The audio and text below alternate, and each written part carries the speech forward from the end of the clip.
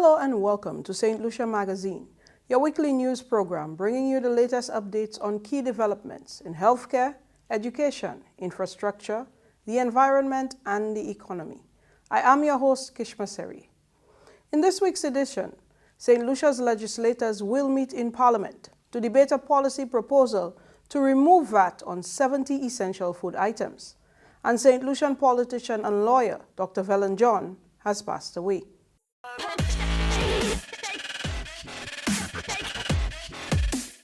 In the top story, consumers can expect the retail prices of dozens of food items to decrease by at least 12.5% after the requisite legislation passes in July.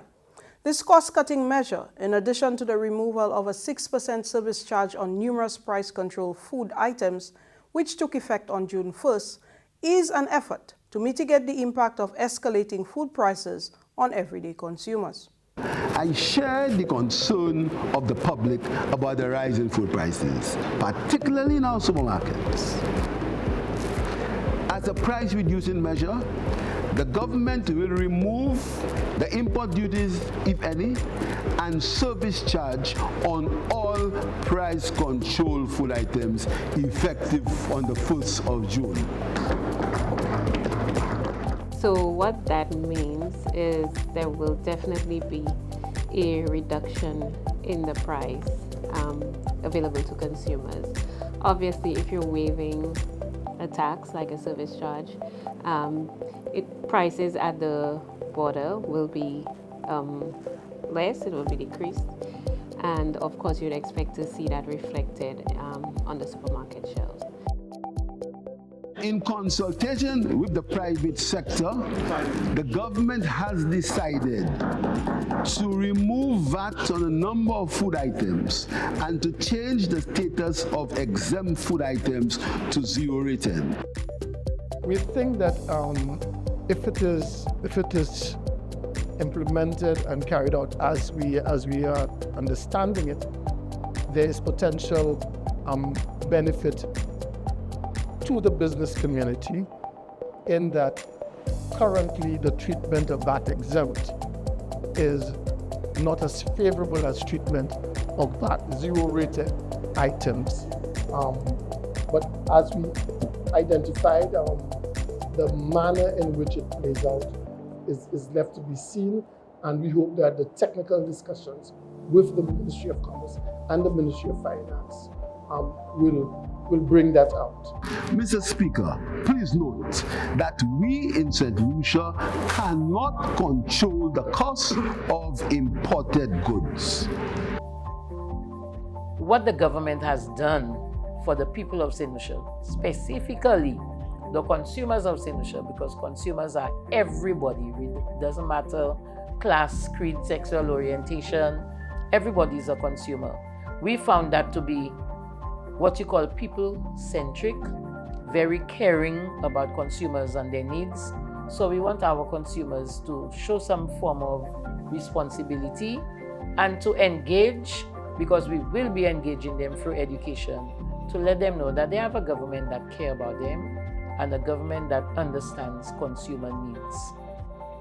With this policy, with the waiver of the removal of the service charge, they're on price control items, right? And so our complaints and investigation officers, as usual, will be on the ground monitoring these prices to ensure that they're, respected. Because also price control items, there's a process where, it comes to the department, we have to approve the retail selling price, the wholesale selling, we have to approve the selling price of the item. So when we receive these documents, the VAT will not be included, so the charge will not be included. We'll include the selling price on the markup, the approved markup price. And so we would have to monitor to ensure that the suppliers are selling, the goods at the approved selling price.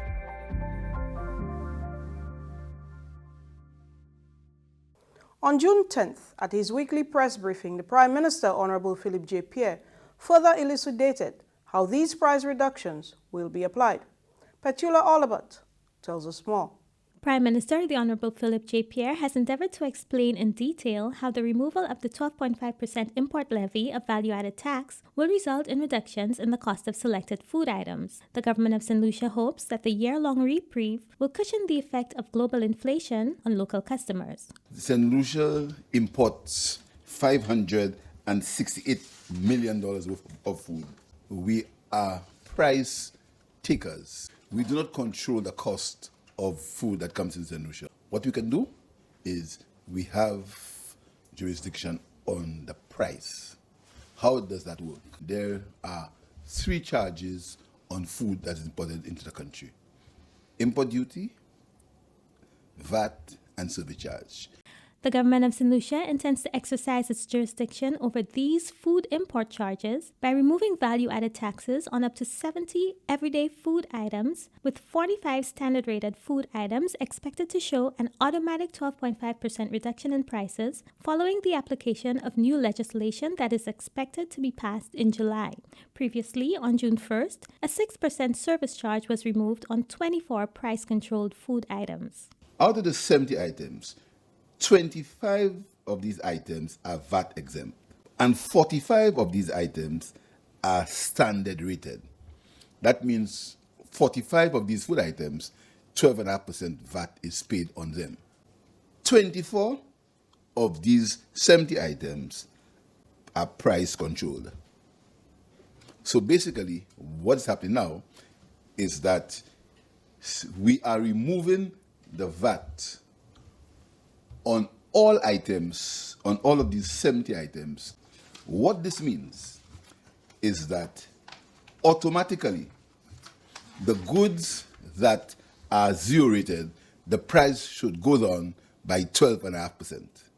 In summary, all food items in this country, 70 of them are going to be 0 rated. So there is no VAT paid on 70 food items in the country. Some of them were exempt and some of them were standard. Now all food items in the country are going to be 0 rated. So the government has kept its promise, and we expect to see a change in the price of goods at the supermarket. The Prime Minister says the government has put monitoring mechanisms in place to ensure that the waiver of import duties on these 70 food items will redound to the benefit of consumers. He added that the shortfall in revenue is expected to be recovered as the economy expands. The economy is expanding. We expect that there's going to be a lot more money, some more money in circulation. You see employment, our employment figures are going down. If you notice, you'll notice that the 4 hotels, they're going to be 1,000 rooms are going to be built on the strip by Rodney Bay. You notice that there's been more employment happening at the Alia construction. Secrets opened last week. More people are going to be working there. The housing, we're starting a housing in Talvan. People are going to be working there. There's housing going to start at Rockall. The work is starting there. It's continuing there. So we expect them to be an expansion in the economy. And from there, we expect to increase the revenue. The changes in the legislation on VAT will be made effective on July 1st. A termination date will be discussed when Parliament meets. This is St. Lucia Magazine. Coming up, the St. Lucia Crisis Center collaborates to provide a parenting workshop. Stay with us. Mommy, I need some hair oils for my TikTok tutorial. It's a popular brand. But I think we can find something similar that's made locally. A local brand? Oh, wow! There are many items produced in St. Lucia. Wow! Auntie Julie made this product? We have a full range of agro-processed products. The list is long, plus global award-winning products. Yes, we have your favorite jams, jellies, snacks, and of course, quality health and personal care products. Let's keep it in the family. Can you believe your cousin designed that label? Every small purchase makes a huge difference. Hey guys, this was made in St. Lucia. Buy local every time you go shopping.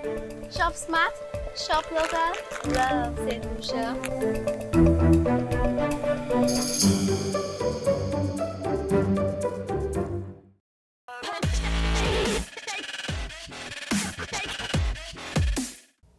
The St. Lucia Crisis Center has partnered with a parenting specialist to deliver skills for positive parenting for some of their clients. The St. Lucia Crisis Center has conducted a sensitization session on positive parenting. The workshop is aimed at educating, sensitizing, and empowering single parents, both male and female. The sessions will address specific areas beneficial to children's needs, parents, family, and society. Facilitator of the workshop, Dr. Julie Xavier, stated the objective of the workshop. This is the second of 2 workshops, parenting workshops, that we are having with the St. Lucia Crisis Center. A couple of weeks ago we did the first one, and the main objective of these workshops is to help persons who are having some difficulties with their parenting relationships to improve the way in which they parent their children. The idea here is that we are encouraging what we call positive parenting, which is a way that involves showing them more care, showing them more love, telling them that we love them, giving them more hugs and kisses, making them feel that they are loved, and encouraging them when they are doing right. What we've found in our parenting practices is that oftentimes we focus a lot on the negative aspects of our children's behavior. We criticize them when they do wrong, but we don't always notice when they are doing right, and we don't tell them how proud we are of them or that we love them. Dr. Xavier believes that quite a few ills of society can be traced to negative parenting practices, and the hope that workshops such as these will benefit the children and their choices. We also recognize that the parenting approach is important in helping us deal with some of the social problems that we have in terms of bullying at the schools, in terms of violence and crime, that could help children to perform better and to want to do better at school and in terms of their relationships with others. The managing director of the St. Lucia Crisis Center, Lucia Isidore, believes that such initiatives are very much needed, and the enormity of the benefits for parents and children cannot be underscored. The modeling component of parenting has been missing. We come across many single parents at the St. Lucia Crisis Center with that dire need for support in parenting, and we decided to collaborate with Dr. Xavier as a parenting expert and also a consultant to assist in executing these very significant workshops that we are seeing that dire need to continue supporting our parents. Participants in the workshop were chosen based on knowledge of circumstances and/or clients of the St. Lucia Crisis Center. The goal is to seek regional funding to expand the program across the island. From the Government Information Service, I am Kishma Seria. St. Lucia is transforming early childhood education with a bold new initiative that blends artificial intelligence with stream learning. Kiba Taliam tells us more. St. Lucia is taking bold strides toward transforming early childhood education through a new partnership aimed at integrating science, technology, reading, engineering, arts, and math, also known as STREAM, into the early years of learning. Executed by the Department of Education, Innovation and Vocational Training in partnership with Coconut Bay Beach Resort and Spa and 21st Century Ed, RAISE is an effort to encourage science, technology, engineering, and mathematics literacy from the start of a child's school experience by standardizing the approach to learning at both private and state-run early childhood development centers. Representatives of St. Lucia's early childhood sector and the 21st Century Ed implementation team recently paid a courtesy call to the Ministry of Education, where they were warmly received by Parliamentary Secretary Dr. Pauline Antoine Prosper. We made early childhood a priority. We noticed that there were gaps in the system. We understood that we had to build a foundation if our children had to do well later on in school. And so this initiative is very welcoming to us. Implementing the RAISE initiative is expected to equip educators with AI-powered tools to design engaging, age-appropriate, and culturally rich science, technology, reading, engineering, arts, and math curricula.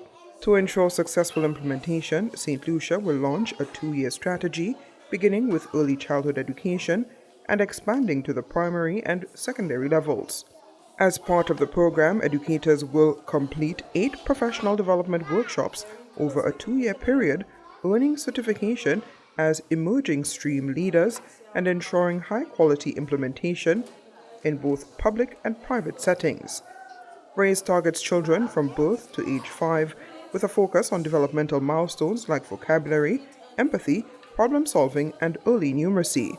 CEO of 21st Century Ed, Marlon Lindsay, stressed the need to guide and train the national population at the earliest opportunity. We have to get them from the beginning. And after touring for the last couple of days, I see that clearly. Our work is in making sure kindergarten through 12th grade and beyond are ready.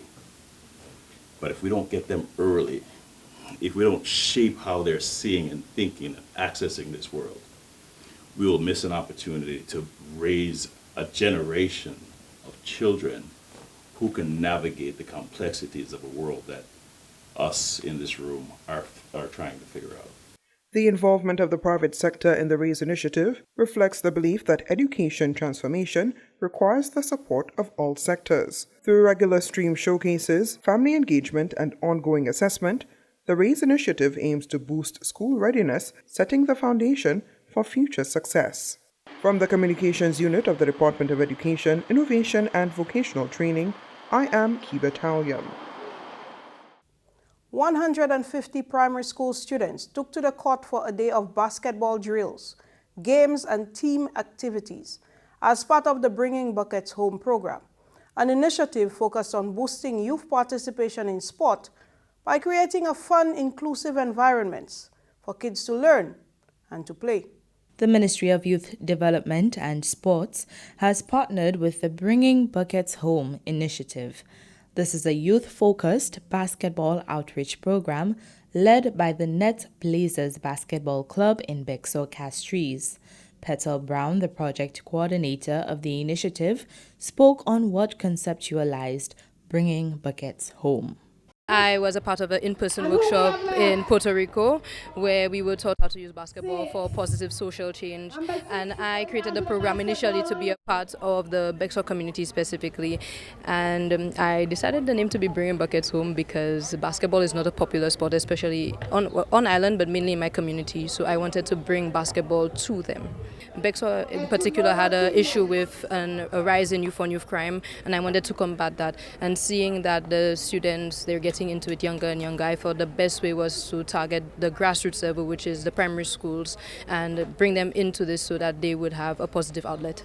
150 primary school students affiliated with our Bringing Buckets Home program gathered for a vibrant day of basketball activities, skills clinics, games, and more. PRO of the Net Blazers, Nikela Kodra, discussed the objective of the festival. But it's also something where we have to evaluate the skills of the children. So having the festivals are a way to see where the kids are at, identify what markers need to be done, because again, we want to go through another year of it, but we're not going to do the same thing. We want to always have improvement and see improvement in the skills of the students. So that's really what the festival is about. And none of that would be possible without our sponsors, because they're the ones who make it possible. So I really want to thank Massey Stores, the Focus Dreams Forward Foundation, Blue Waters, St. Lucia. Also, we have the support of the St. Lucia Basketball Federation and FIBA Foundation and Sol EC, and we're really, really grateful for all these sponsors, especially Sol EC, who made a very generous donation to us today before the festival. Bringing Buckets Home is more than a sports program.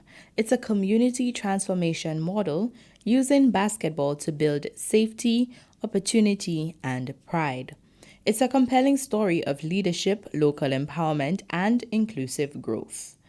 From the Government Information Service, I am Nivalo Geist. Stay tuned. We will be right back after a short break.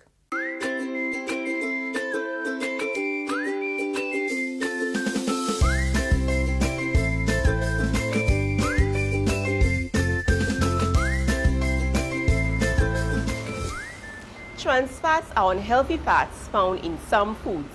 However, it can also be formed from our cooking habits.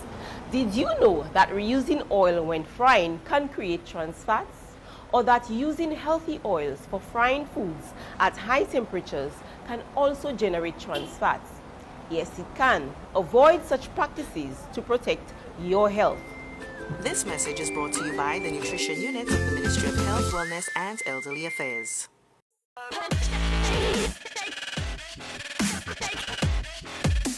Welcome back. St. Lucian politician, author, lawyer, and orator Dr. Velon John has passed away at the age of 83. Claudia Mon-Louis sat with the Speaker of the House, who spoke on the former cabinet member's life. Speaker of the House of Assembly, the Honorable Claudius Francis, reflected on the life and times of one of St. Lucia's most distinguished sons, Dr. Velon Leo John, who sadly passed away on Friday, June 13, 2025, at the age of 83 following an illness.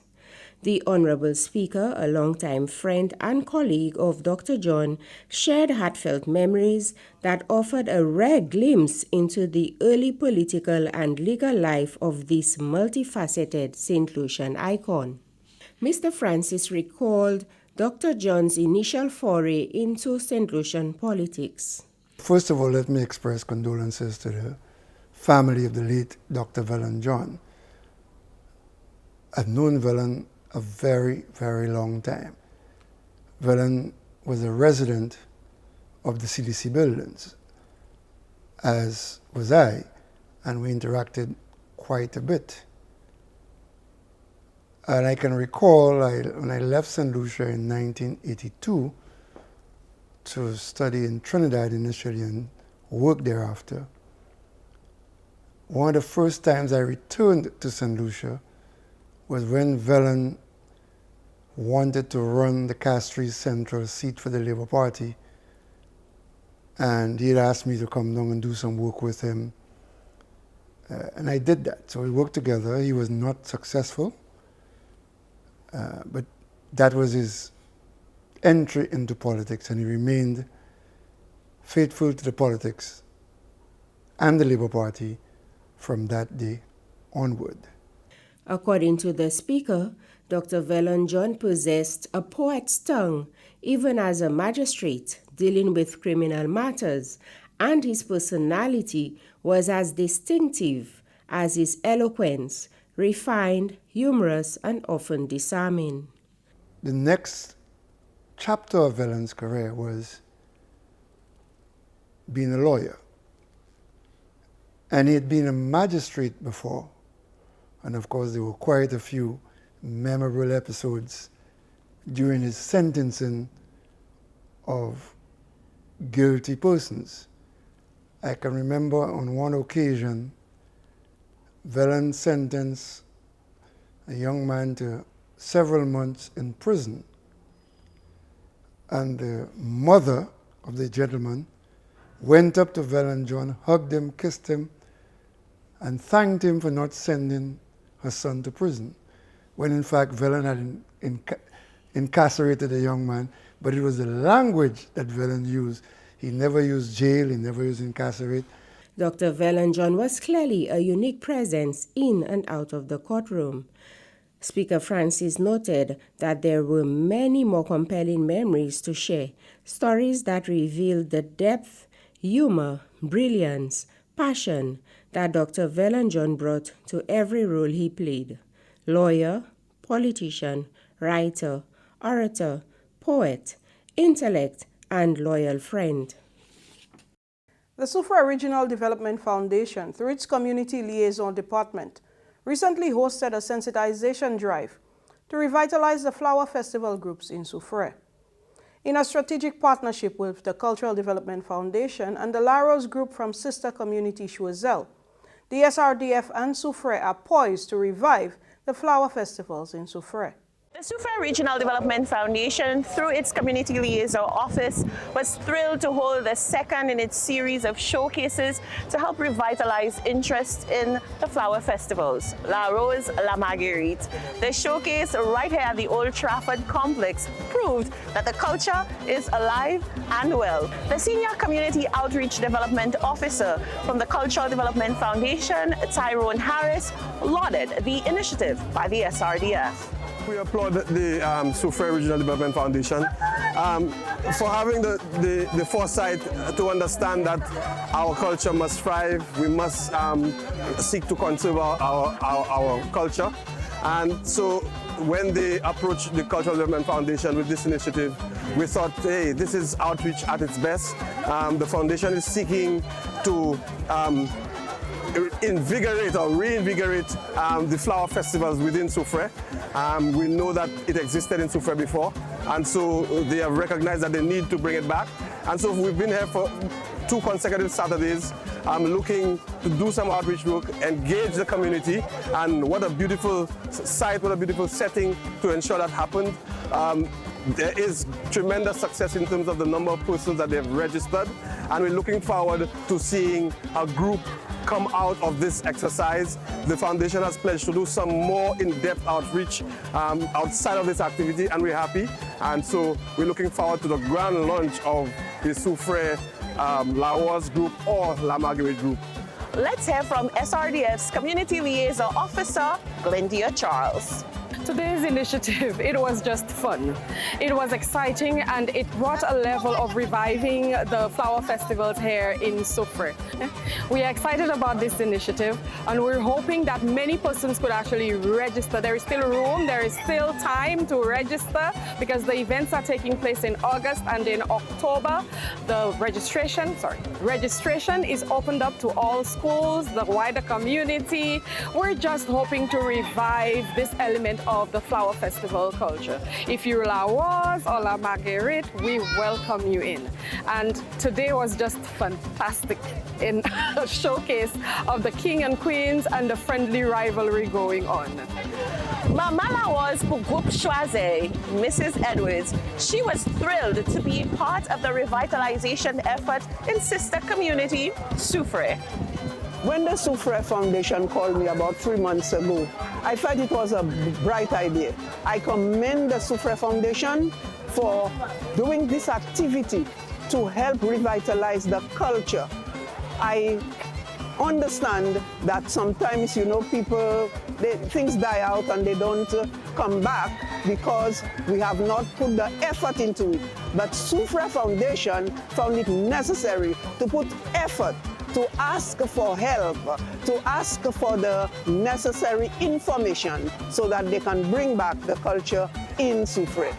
Member of Parliament for Soufrière Fort-Saint-Jacques, the Honourable Emma Hippolyte, is pleased that a long-standing dream of reviving the flower festival culture and having thriving La Rose and La Marguerite groups is finally coming to fruition.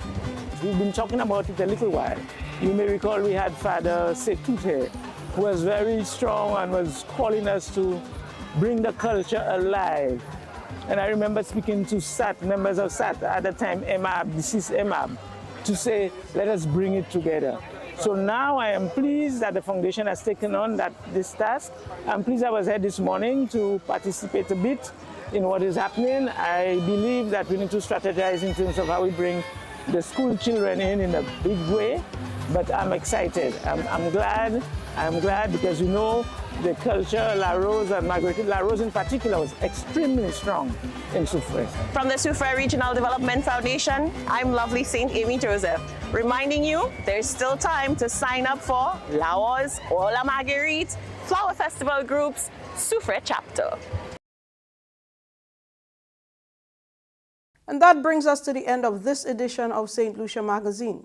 Special thanks to all who contributed to the production: the National Television Network, the GIS team, the communication officers across the various ministries. Thank you for joining us on NTN Channel 122 and on the official social media pages of the Government of St. Lucia. I am Kishma Serie. Until next time, stay informed, stay engaged as we look ahead to more positive developments in the week ahead.